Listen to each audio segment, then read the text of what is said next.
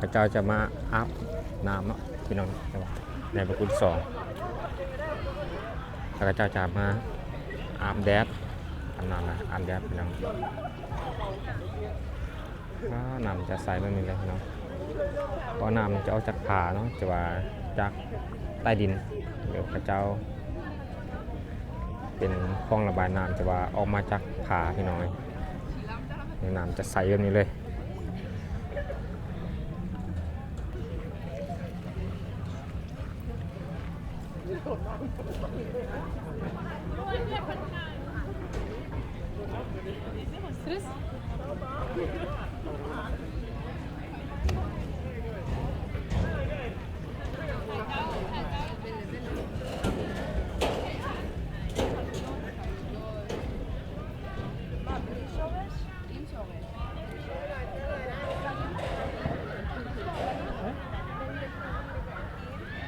มอจุดนี้เนาะพี่น้องจะว่าบกห่อนบนหนาวปันใดว่าค่อนข้างจะอากาศจะสดชื่นเย็นดี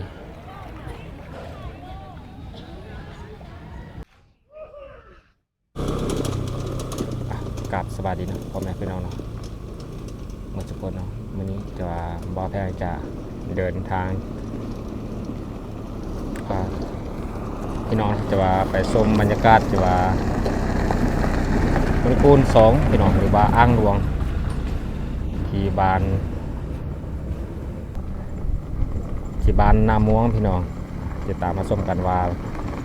มีนักท่องเที่ยวในบรรยุทธ์แบบนี้เนาะจะมีนักท่องเที่ยวจะมาน้อยมาหลายกันไปพี่น้อง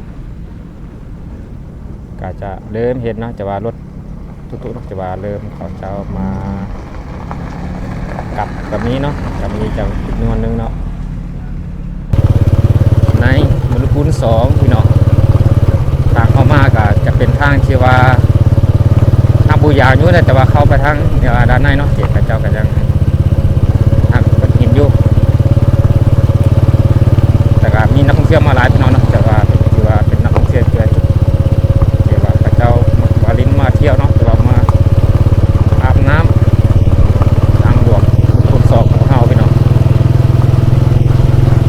ตั้งอยู่บ้านน้ำม่วงเมืองโอเวียงแก่เมืองจันทร์จะมีค่อนข้างจะมีกี่ฝุ่นนิดนึงเพราะว่ารถเขาเจ้าแลนด์นะครับมีกี่ฝุ่นไงพี่น้อง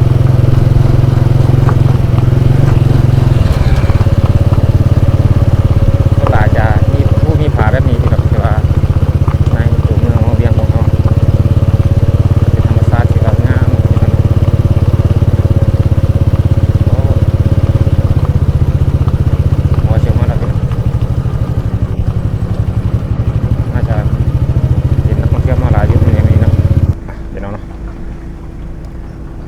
จอดรถบัสนี้เนาะจะว่าจีนยางเข้าไปทางด้านในพี่น้องจะว่าสวัสดีฮอลลัดพี่น้องก็เป็นเวลาที่ว่า2 โมงในเดินทางที่ว่าลูกปูน2เนาะที่ว่าบ่าแพงมาก็ห่างจากตัวเมืองเวียงประมาณ8 หรือ 9 กิโลที่แบบผมประมาณนี้พี่น้องบ่าแพงก็บ่แน่ใจเนาะก็ว่าเดาๆคร่าวๆประมาณนั้นแหละ7 หรือ 8 กิโลเนี่ยพี่น้องจะเห็นนักท่องเที่ยวน่าจะว่าสลายนักท่องเที่ยวจะขี่รถจากรถคิกแบบนี้นะพี่น้องเดี๋ยวเจ้าเดินทางเข้ามาบริเวณสถานที่แห่งนี้นะ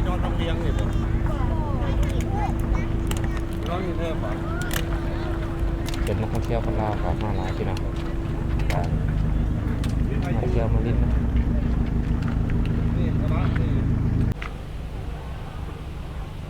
โอ้ได้รางวัลในการพัฒนาเนาะเราจะดีเด่นน้องโอ้เจ้าเนาะแต่ว่า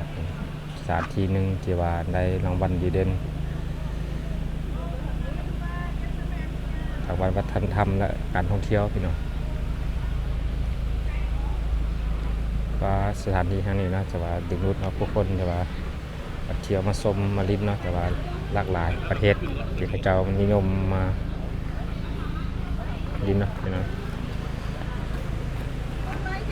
เข้ามาด้านนี้เนาะจะเห็นว่าทางเขาจะเห็นนักท่องเที่ยวหลายประเทศที่จะเดินทางเข้ามาโอ้เป็นนักท่องเที่ยวครับเจ้าครับมาเที่ยวเนาะนครหลวง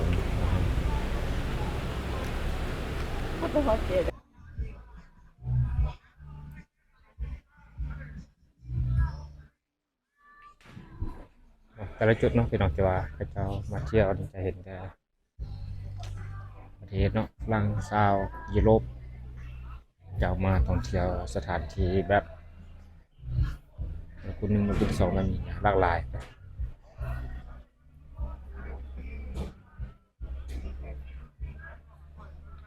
จะเป็นตัวป่าเราธรรมศาสตร์ที่พระเจ้าอนุรักษ์เนาะ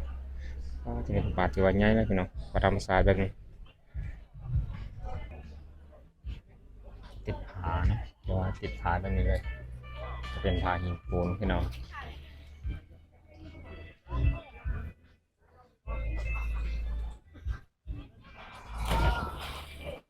จุดใดเนาะที่ว่าเป็นมกุลมกุลสองเนาะจะเห็นพระเจ้าสลิงจะเห็นสลิงเนาะจะว่าให้บริการนักท่องเที่ยวโหนแบบนี้เลยอาบน้ำเนาะวันนี้นะพระเจ้ามาเล่น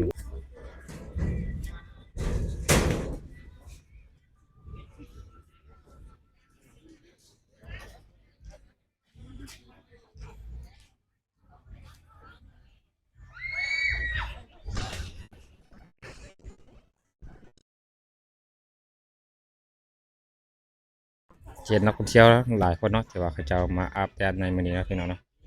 แต่ว่าเขาเจ้าอาบน้ำแล้วเขาเจ้าจะมาอาบแดด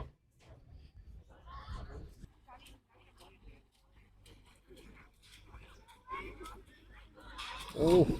เห็นเขาเจ้าประเทศนครบักโดดกีสลิงมันมีพี่น้อง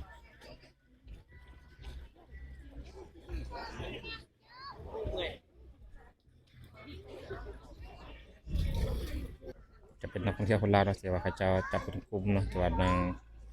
จะเริ่มเบาๆกันเองนะครับประเทศเขาเจ้าจะอาบแต่แดดตัวเดียวเป็นอะไรโอ้หลายคนเนาะแต่ว่าเขาเจ้า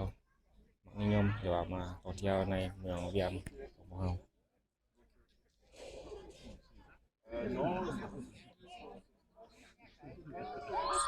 ปี2026พี่น้องน่าจะมีนักท่องเที่ยวจะว่ามาเที่ยวเมืองเวียงของเรานี่น่าจะเพิ่มหลายทวีคูณขึ้นอีกโอ้มาด้านนี้พี่น้องจะเป็นต้นไม้เนาะเขาจะปลูกไว้เป็นพมขนาดถือว่างามเลยนี่เนาะเขาเจ้าเฮ็ดว่ามันขายเครื่องจะปรับดาจะว่างามพี่น้อง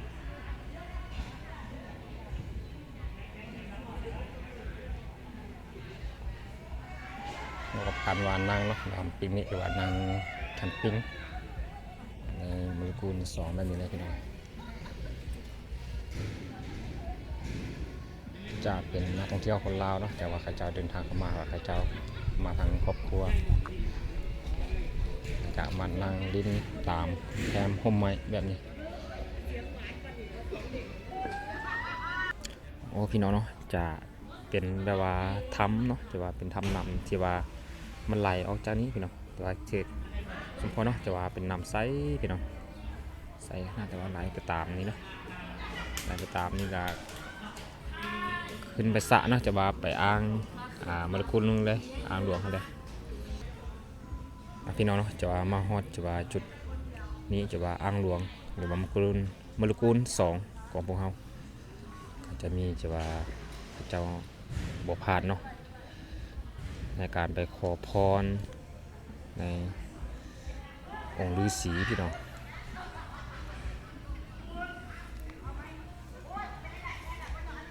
เดี๋ยวบ่อแพงจะไปขอพรเนาะแต่ว่ามาฮอดจุดนี้แล้วพี่น้องไปขอพรนำพระฤาษีเพิ่นเนาะพี่น้องเนาะ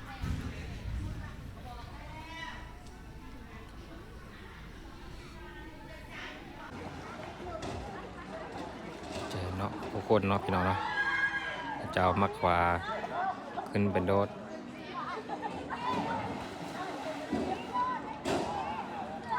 บางคนกับปากกาโดดพี่น้องคือว่าเบิ้งสิคือจะประสูเนาะแต่เบิ้งไกลๆนี่โอจะตั้มพี่น้องเอาเบิ้งคือว่าเฮาขึ้นสูงแล้วมันสูงขนาดได้ปานนั้น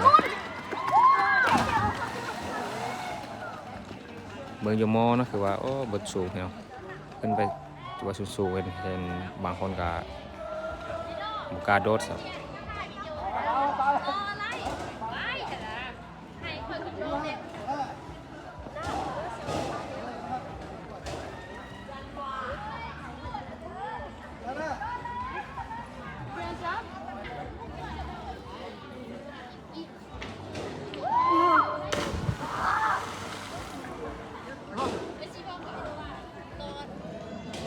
เอาทุกคนเนาะแต่ว่ามาชมคลิปเราแจ้งอย่าลืมกดไลค์กดแชร์เนาะกดคอมเมนต์เนาะกด Subscribe เพื่อเป็นกำลังใจให้คลิปต่อไปก้าวเข้ามาซับบายดีเนาะ